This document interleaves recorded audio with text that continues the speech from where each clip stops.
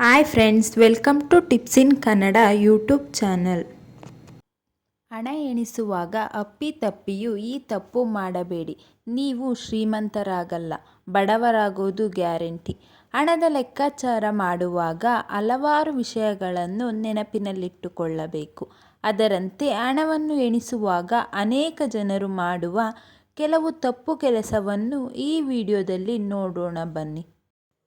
ವಾಸ್ತುಶಾಸ್ತ್ರವು ಹಣವನ್ನು ಇಡಲು ಮತ್ತು ಎಣಿಸಲು ಕೆಲವು ನಿಯಮಗಳನ್ನು ಹೊಂದಿದೆ. ಹೌದು, ಹಣದ ಲೆಕ್ಕಾಚಾರ ಮಾಡುವಾಗ ಹಲವಾರು ವಿಷಯಗಳನ್ನು ನೆನಪಿನಲ್ಲಿಟ್ಟುಕೊಳ್ಳಬೇಕು.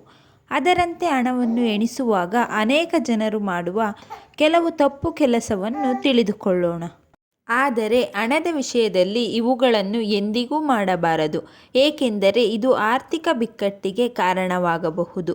ವಾಸ್ತುಶಾಸ್ತ್ರದ ಪ್ರಕಾರ ಆಹಾರ ಪದಾರ್ಥಗಳನ್ನು ಹಣದ ಚೀಲದಲ್ಲಿ ಇಡಬಾರದು.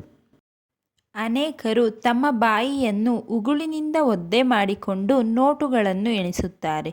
ನೋಟುಗಳನ್ನು ಎಣಿಸುವಾಗ ಈ ರೀತಿ ಮಾಡುವುದರಿಂದ ಲಕ್ಷ್ಮೀ ದೇವಿಯ ಅಪಕೃಪೆಗೆ ಒಳಗಾಗುತ್ತೀರಿ. ನೋಟುಗಳನ್ನು ಲೆಕ್ಕಾಚಾರ ಮಾಡುವಾಗ ನೀರು ಬಳಸಬಹುದು. ಹಣವನ್ನು ಎಂದಿಗೂ ಹಾಸಿಗೆಯ ಬಳಿ ಇಡಬಾರದು. ಸ್ವಚ್ಛವಾದ ಸ್ಥಳದಲ್ಲಿ ಅಥವಾ ಸುರಕ್ಷಿತವಾಗಿ ಇಡುವುದು ಮಂಗಳಕರವೆಂದು ಪರಿಗಣಿಸಲಾಗಿದೆ. ಎಣಿಸುವಾಗ ನಿಮ್ಮ ಕೈಯಿಂದ ಹಣ ಬಿದ್ದರೆ ಅದನ್ನು ಎತ್ತಿಕೊಂಡು ನಿಮ್ಮ ಹಣೆಯನ್ನು ಮುಟ್ಟಲು ಮರೆಯದಿರಿ. ಕೆಲವರು ಯಾವಾಗಲೂ ಹಣವನ್ನು ಇತರರಿಗೆ ಎಸೆಯುವ ಮೂಲಕ ನೀಡುತ್ತಾರೆ. ಈ ರೂಪದಲ್ಲಿ ಹಣ ನೀಡುವುದು ಒಳ್ಳೆಯದಲ್ಲ. ಹೀಗೆ ಮಾಡುವುದರಿಂದ ತಾಯಿ ಲಕ್ಷ್ಮಿಗೆ ಅಪಮಾನವಾಗುತ್ತದೆ.